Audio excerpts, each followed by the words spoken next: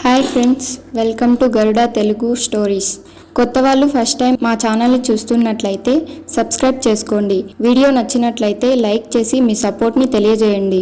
మరిన్ని వీడియోస్ చేయడానికి బూస్టప్ లాగా ఉంటుంది. ఇక కథలోకి వెళ్దాం రండి.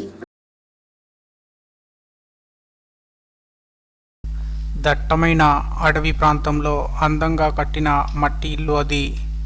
కాజల్ అనే తల్లి దయ్యం డాబా మీద కూర్చొని చూస్తూ ఉంటుంది. ప్రియా అనే కూతురి దయ్యం గేటును పట్టుకొని ఊగుతూ ఉంటుంది. మున్నా అనే కొడుకు దయ్యం కొబ్బరి చెట్టు ఎక్కుతూ ఉంటాడు. 2 పిల్ల దయ్యాలు, ఒక తల్లి దయ్యం, మొత్తం కలిపి 3 దయ్యాలు. ఆ 3 దయ్యాలు మట్టి ఇంటి చుట్టుపక్కల ఆశగా చూస్తూ ఉంటాయి. ఆ రోజు వాటికి ఆహారం కాబోతున్నది ఎవరా అని చూస్తూ ఉంటారు. ఇక అదే అడవి మార్గాన వెళ్తున్నప్పుడు ఏదైనా సమస్య కానీ ప్రమాదం కానీ వచ్చినప్పుడు అక్కడే ఉండి పోరాడాలి, లేకపోతే ఆ సమస్యకు ప్రమాదానికి గురై చనిపోవాలి. కానీ మట్టి ఇల్లు ఉందని తల దాచుకోవచ్చని, ఆ ఇంట్లోకి వెళ్తే మాత్రం మన చావుని మనమే తెచ్చుకున్నట్టు అవుతుందని మాత్రం బయట నుండి అక్కడికి వచ్చే వాళ్లకు తెలీదు. అలా అని రాసిపెట్టి బోర్డు పెట్టేవాడు కూడా లేరు. ఇక రాత్రి అవుతుంది. సమయం 10 గంటలు కావస్తుంది. కారును డ్రైవ్ చేసుకుంటూ ఆ అడవిలోకి వస్తుంది ఒక ప్రేమ జంట. అతని పేరు అరవింద్, ఆమె పేరు సుహా. ఇద్దరు 25 ఏళ్ల వయసు వారే. చీకటి పడే వరకు అక్కడ ఉండొద్దు అంటే వినలేదు. ఇప్పుడు చూడు, ఈ అడవి ప్రాంతంలో మన కారు తప్ప ఎవరూ లేరు. వస్తారని కూడా అనిపించలేదు అరవింద్. నేను ఉన్నాను కదా సుహా, నువ్వు ఎందుకు కంగారు పడతావు? ఈ అడవి దాటితే మన ఊరు వచ్చేసినట్లే, నువ్వు కంగారు పడి నన్ను కంగారు పెట్టకు అని చెబుతూ అరవింద్ కార్ని డ్రైవ్ చేస్తూ ఉంటాడు. కార్ టైర్ పంచర్ అవుతుంది. అరవింద్ సుహాకు గుండె ఆగినంత పని అవుతుంది. సుహాలో భయం మొదలవుతుంది. ఇంచుమించు అరవింద్ పరిస్థితి కూడా అలానే ఉంది. కానీ భయపడుతున్నట్లు బయటపడితే సుహా ఇంకా భయపడుతుంది. తనకి డబుల్ భయమేస్తుందని ఒంట్లో లేని ధైర్యాన్ని నటిస్తాడు. ఇక వాళ్ళిద్దరూ కారు దిగుతారు. అదే వాళ్ళు చేసిన మొదటి తప్పు. దిక్కులు చూస్తూ ఉంటారు. వాళ్లకు ఆ మూల మట్టి ఇంటికి దారి అని మార్క్ చేసిన బోర్డు కనిపిస్తుంది. అరవింద్, ఇంత పెద్ద దట్టమైన అడవిలో ఆ మట్టి ఇల్లు ఏంటి? ఎవరు కట్టుకొని ఉంటారు అని అడుగుతుంది. ఇంకెవరు, దయ్యాలతో సినిమాలు తీస్తూ భయానికి గురి చేసే పరమలాంటి వారే అయి ఉంటారు. అరవింద్ చెబుతూ కార్ డిక్కీ ఓపెన్ చేస్తాడు. అందులో ఉన్న స్టెఫ్నీ కూడా పంచర్ అయి ఉంటుంది. సుహా అరవింద్ని నోటికి ఎంత మాట వస్తే అంత మాట తిడుతూ ఉంటుంది. అరవింద్ కూడా ఆ తిట్లు వింటూనే ఉంటాడు, కానీ ఏమీ అనడు. ఇక కార్ దగ్గర చేసేదేమీ లేక భయంతో మట్టి ఇల్లు మార్కు ఉన్న దారి గుండా నడుస్తూ ఉంటాడు. ఇక మట్టి ఇంటి దగ్గరకు వస్తారు. ఇద్దరు భయంగా గేట్ లోపలికి అడుగు పెడతారు. ఒక్కసారిగా 3 దయ్యాలు కలిసిపోతాయి. అరవింద్, సుహా భయపడుతూనే లోపలికి వెళ్ళిపోతారు. తల్లి పిల్ల దయ్యాలు నవ్వుతూ ఉంటాయి. అసలు ఈ 3 దయ్యాలకి ఎలా ఇల్లు తయారైందో ఇప్పుడు తెలుసుకుందాం. ఇక అడవిలో కాజల్ అనే పేరు గల దయ్యం తన పిల్లలు మున్నా దయ్యాలతో జీవిస్తూ ఉండేది. ఎండలో ఎండుతూ, వానలో తడుస్తూ, అడవిలో దొరికింది తింటూ తన పిల్లలకి తినిపిస్తూ ఉంటుంది. ఒక రోజున ఉరుములు మెరుపులతో కూడిన వర్షం పడుతూ ఉంటుంది. ఎండిపోయిన ఒక చెట్టు కొమ్మ మీద తన పిల్లలతో కలిసి కూర్చొని ఉంటుంది. వర్షంలో తడుస్తూ ఆ దయ్యం పిల్లలు వణికిపోతూ ఉంటాయి. అమ్మ, ఇలా ఎంతసేపు వర్షంలో తడుస్తూ వణుకుతూ ఉండాలి? వర్షంలో తడవడం సరదాగా ఉంది, కానీ వీస్తున్న చల్లగాలికి వణుకొస్తుంది అమ్మ, ఏదైనా చెయ్యి అని చెప్తారు. ఏం చేయాలి పిల్లలు? ఇవాళ కొత్త ఏమీ కాదు కదా మనం వర్షంలో తడవడం, ఇలా చల్లని గాలికి వణకడం.